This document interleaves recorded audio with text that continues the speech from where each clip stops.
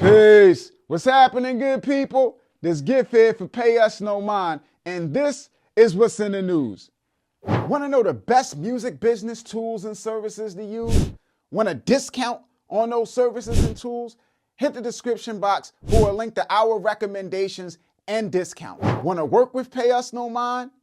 Gain access to free smart links and bio links and marketing calculators that help you estimate the performance of your marketing budget and project what you can expect for your budget, or help you find the right digital distributor or a new one. Visit payusnomind.info for access to everything we have to offer. Link in the description box. Soundcloud uses the Michael Smith streaming fraud case to make its case for user-centric payouts. Now, for those that don't know, this Michael Smith streaming fraud case is wild for the night. And I'm going to do a video on it, kind of like breaking down the whole issue in detail. But this guy made I think $10 million or something like that in streaming fraud using AI generated songs, and bots. So we're going to do a video breaking down all of the parties involved and the services he used and, the ramifications of it and all of that at a later date. But what SoundCloud is doing in this article or whatever, they issue a press release and they're highlighting the fact that user-centric payouts would have made this a non-problem, because user-centric payouts, for those unfamiliar with the strategy or the model, is based around paying artists for the usage of individual users. So if somebody is listening on Spotify or listening on SoundCloud and they're paying them $10 a month and they stream your music 90% of the time, you get 90% of their $10. So you get nine of their $10, right? Because they stream your music 90% of the time. Under that system, streaming fraud is irrelevant, because even if the person behind the fraud had signed up and subscribed to Spotify, they would only be getting $9 max that they're paying Spotify. So they would only be getting their own money back. So if they created an account and streamed their music 100% of the time with $10 paying for premium or whatever have you, they would only be getting their own $10 back. They would not be dipping into the pool and taking other people's money. So why don't we have user-centric payouts? Because it doesn't result in the right people making money. That's why we don't have user-centric payouts. User-centric payouts would make it more about the fans' relationship with individual artists as opposed to a popularity contest, which is what streaming is now. So right now, it's riggable for a lot of different purposes. So it's like you got the bot thing where people can just put songs up on a platform and use a bot to just stream it repeatedly and generate a whole bunch of streams like that. But then you also have being able to make money off of it without people really liking anything. Because if you have control over the entities on there, like the playlists, then you could just put a song on all of the playlists on the platform and rack up streams that way. And nobody could be enthusiastic about the song or love the song or have a relationship with the song, but they just can't avoid it because they play Discover Weekly and they get the song. They play Release Radar, they get the song. They play daily mixes, they get the song. They play any Spotify editorial playlist, they get the song. They play any artist radio station, they get the song. So record companies can rack up streams from songs that nobody really even likes, so every label, indie labels too, can almost guarantee themselves a certain number of streams just from their control over certain playlists and certain playlist entities, maybe even stuff that they own, like some of these Topsify playlists and stuff like that record companies own, where they could easily rack up millions of streams through their playlists. Now, if you introduce something like user-centric, you strip that away because those playlist streams would effectively be irrelevant. They wouldn't matter. You would be getting you could get millions of streams, but it's a person streaming a song one time. So those one listens wouldn't carry any value. And that's not something that they want. That would negatively impact their bottom line in regards of money. So that's not something that suits their objective. And then on the other end, you have the whole dynamic of how the value of a stream is determined. So the way that we perceive things is, hey man, people listen to your music and your music has value because they stream it. But the way the record companies see it is kind of like a concert where you have a headliner and the headliner draws the crowd. People buy a ticket to see the headliner, the guy's name on the marquee. But you can have an opening act that is a great performer. And the opening act comes out there and kills. And everybody loves the opening act. And they talk about them and they were really moved by the performance and all of that other stuff. But the bottom line is people didn't pay to see the opening act. If the opening act's name was on the marquee, the venue would be empty. So the only reason people saw the opening act was because the main attraction's name was on the marquee. So no matter what his actual performance was, he put butts in the seats. And that's kind of the way that they look at, and that's the way that they see streaming. So it's like people are signing up for Spotify and Apple Music and Tidal and all of these different platforms because they see the opportunity to gain access to all of the music of all of these top performing artists, right? Taylor Swift, Beyonce, Kendrick Lamar, Jay-Z, J. Cole, all of these different artists. I'll be able to stream their music all I can eat for $10 a month. And then they get in the service and then they might discover my music or your music or the music of some other indie artist and fall in love with it. And then our music might be all they listen to.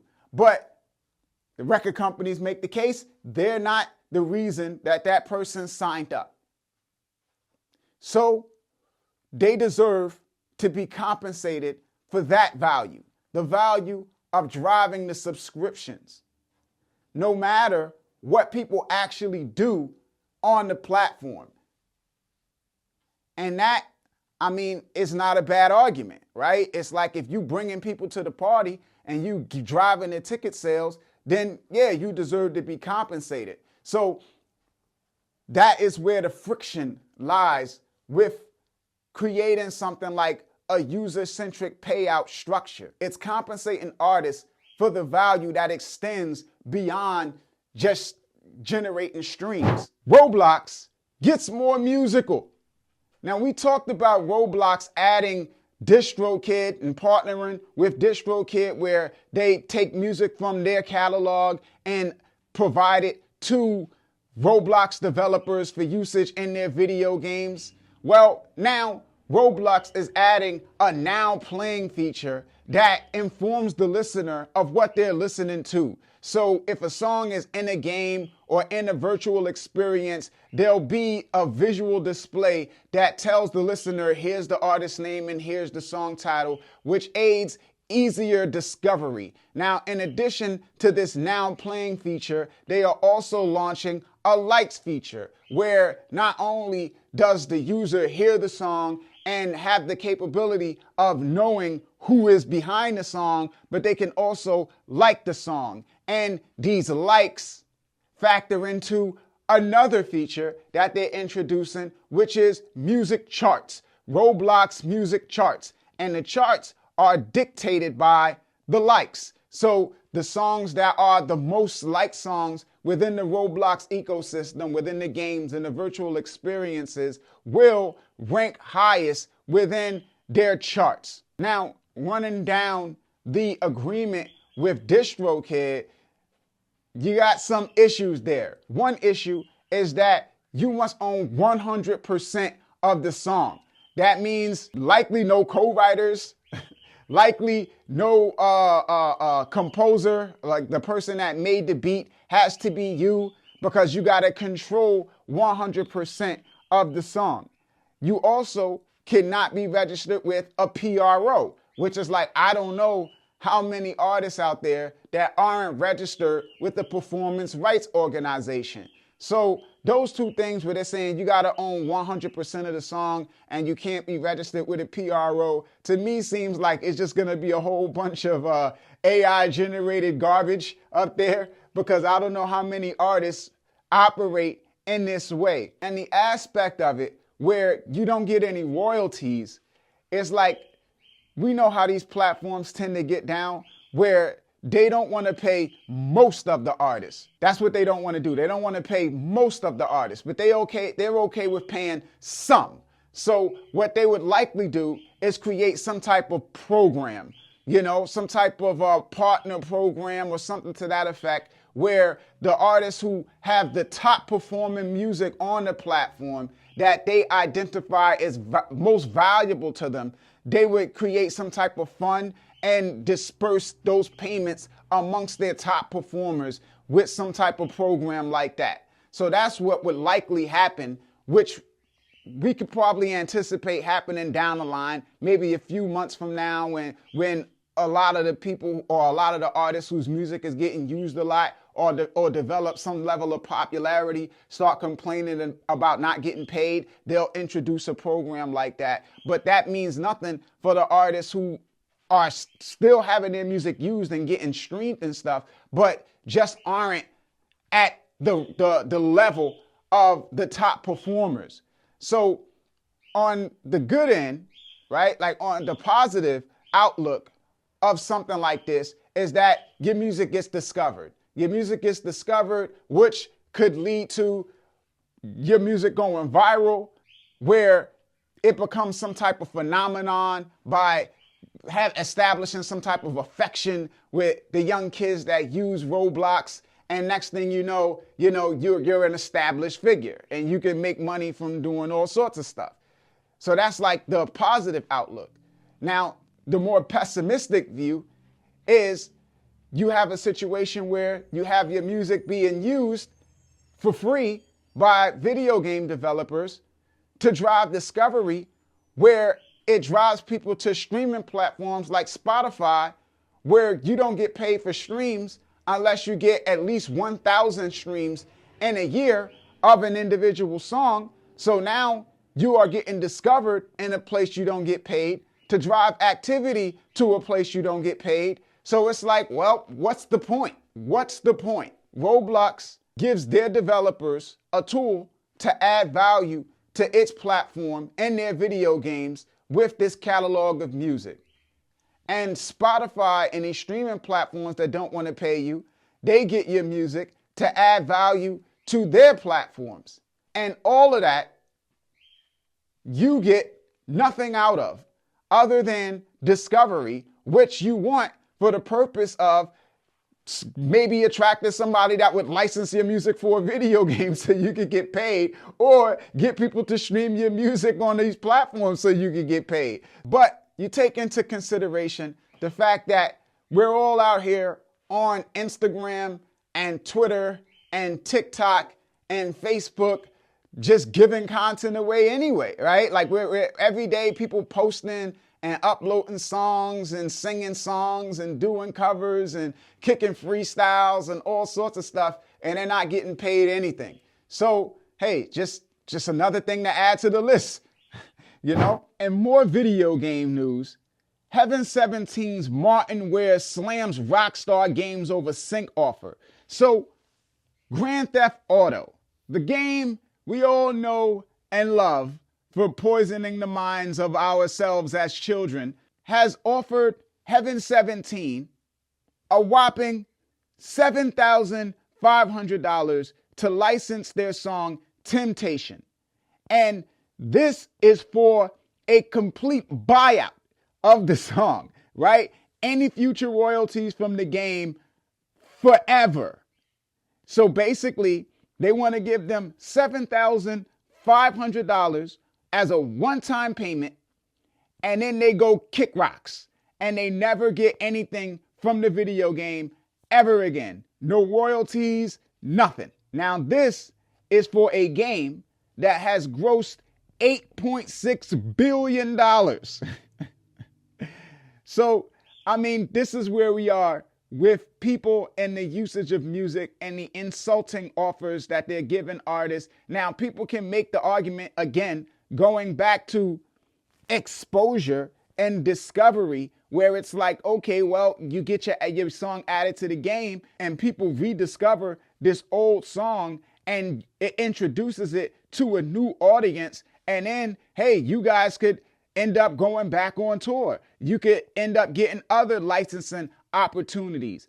But at the same time, you know, that isn't so likely to happen. It's a possibility, but it's not like it's a guarantee. And then what you end up doing is just basically watering down the value of your catalog. Because if you allow them to use it for free, then it might set a standard to where everybody else comes expecting to be able to use it for free, or giving you lowball offers. Because if you've sold the song essentially to Rockstar Games for $7,500, who's going to pay you more than that? You basically say, hey, I don't know royalties from this song for the rest of its existence while it's on this platform. And I'm not talking about like royalties from streams and stuff like that. That's a different thing. We're talking about revenue from the game, right? Like they don't have to pay you anything from the game forever. So why would somebody that wants to license your music for a movie pay you more?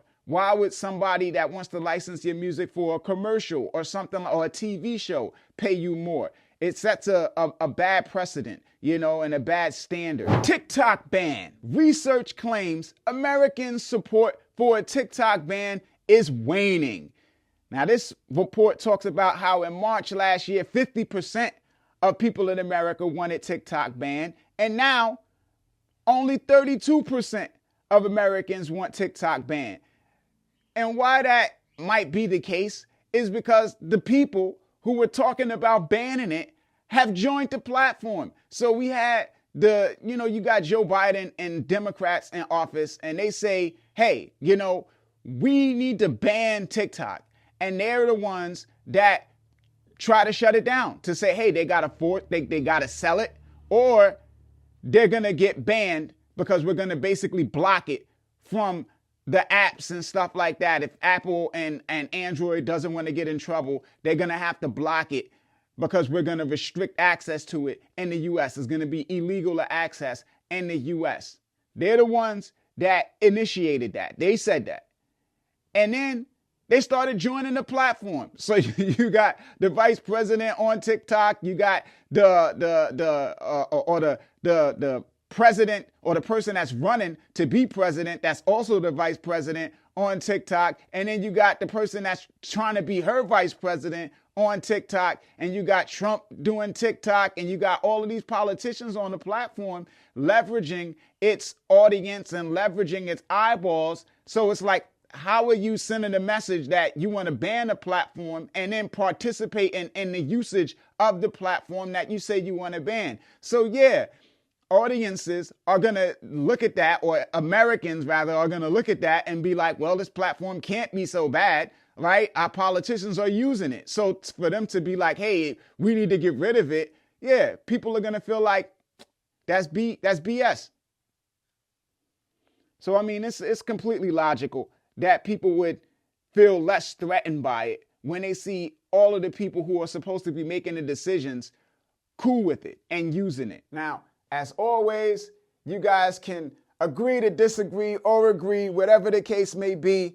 Y'all can hit me up at Payusnomind on Instagram, at Payusnomind on Twitter, or X, Payusnomind@gmail.com. This is Gift signing off. Payusnomind. Peace, good people. One.